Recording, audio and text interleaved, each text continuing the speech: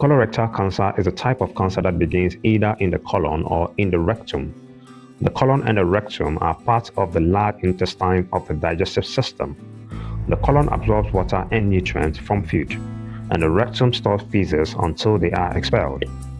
Cancer in these areas arises when certain cells begin to grow abnormally, multiply uncontrolled, invade nearby tissue, and possibly spread to other parts of the body. Because the colon and the rectum perform important functions in digestion and excretion, cancer here can affect many body systems. Early detection and treatment are crucial. Globally, colorectal cancer is one of the leading cancers by both number of new cases and number of deaths. In 2020, there were over 1.9 million new cases and about 900,000 deaths worldwide. Also, while colorectal cancer has traditionally been more common in older adults above 60 years of age, in many places there is an increase in incidence among younger people. Colorectal cancer does not come from one single cause, but from a mix of risk factors. Some of these factors can be modified, others you cannot do much about. One example of a risk factor that is difficult to modify is age. The risk of colorectal cancer increases with age. Most people diagnosed are over the age of 50. Younger onset colorectal cancer is rising, but still less common. Family history and genetics are risk factors you cannot do much about. Having parents or siblings with colorectal cancer increases your risk. Certain inherited syndromes like Lynch syndrome, also known as hereditary non-polyposis colorectal cancer or familial adenomatous polyposis, confer high risk. People with these may develop cancer at younger age. A personal medical history of having had polyps in the colon or rectum, especially certain types, raises the risk significantly. Some polyps may later turn into cancer. Inflammatory bowel diseases such as ulcerative colitis and Crohn's disease increase risk because of chronic inflammation. Other biological factors like genetic mutations, including those accumulated over time, can lead to uncontrolled cell growth. Ethnicity or race may influence risk, possibly through genetic predisposition or differing exposure to risk factors. Diets high in processed meats are linked to higher risk of colorectal cancer. Diets low in fruits, vegetables, whole grains, and low fiber tend to increase risk significantly.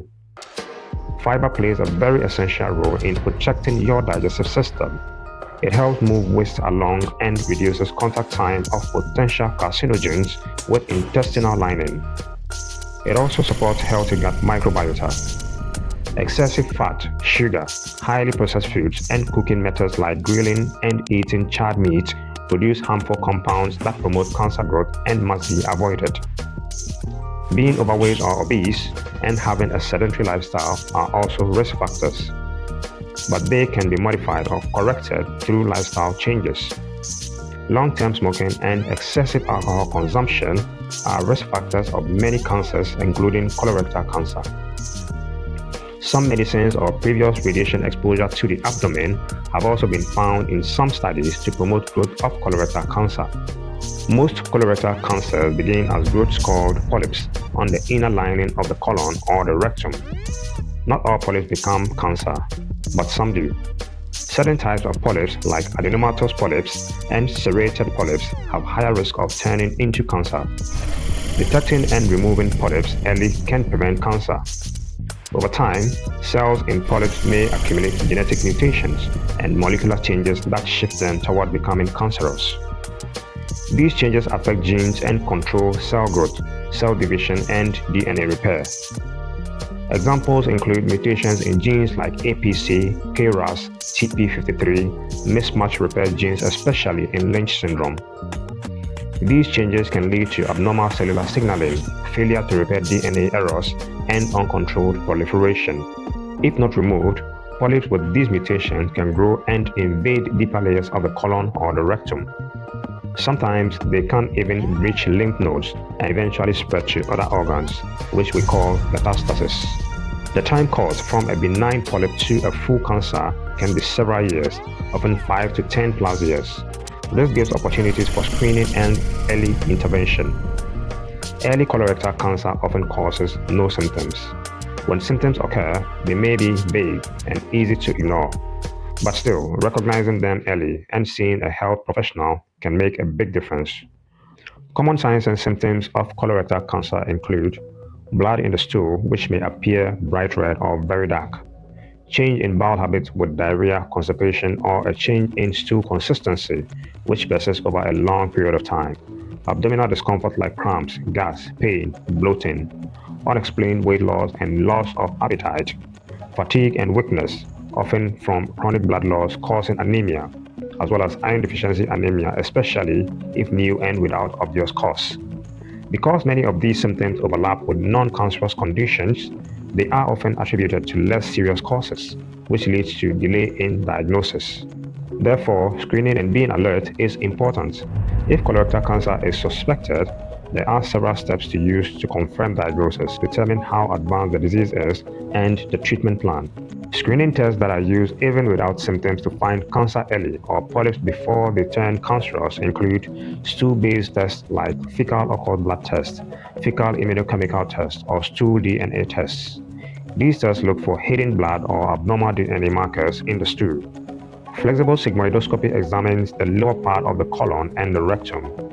Colonoscopy examines the entire colon and the rectum using a flexible tube with a camera which allows removal of polyps during procedure. If screening or symptoms suggest cancer, a small tissue sample is taken during colonoscopy to confirm that the cells are cancerous. Imaging techniques like CT scans, MRI, ultrasounds may be used to determine spread of the cancer to the liver, lungs, or even lymph nodes. Staging tells how far the cancer has grown and whether it has spread. The TNM system is an acronym for tumor, nodes, metastasis, and it is commonly used for staging cancer. Staging cancer affects prognosis or the outlook and the treatment choices. Lower stages mean that the cancer is localized and generally have much better outcomes. Blood tests, for example, to check for anemia is an integral part of the screening process. Genetic testing is also done if a hereditary syndrome is suspected. Treatment of colorectal cancer depends on the stage, exact location of the cancer, whether in the colon or the rectum, the patient's general health status, and other factors. Often, more than one kind of treatment is used, which is called multimodal treatment. Polypectomy or local excision is done if the cancer is detected at a very early stage in a polyp, and removal during colonoscopy may be sufficient. Segmental resection involves removing the portion of the colon or the rectum that contains the tumor, plus some surrounding tissue and often nearby lymph nodes. More extensive surgery is done if the cancer has invaded other tissue or organs. In rectal cancer, sometimes removal of part of the rectum and possibly creating of a temporary or permanent stoma or a colostomy may be required. Drugs that are given to kill cancer cells, slow their growth, or stop them from dividing may be used before surgery. When cancer is advanced and cannot be cured, treatment may focus on relieving symptoms, improving quality of life, managing pain, and supporting patients and families. Thanks for watching.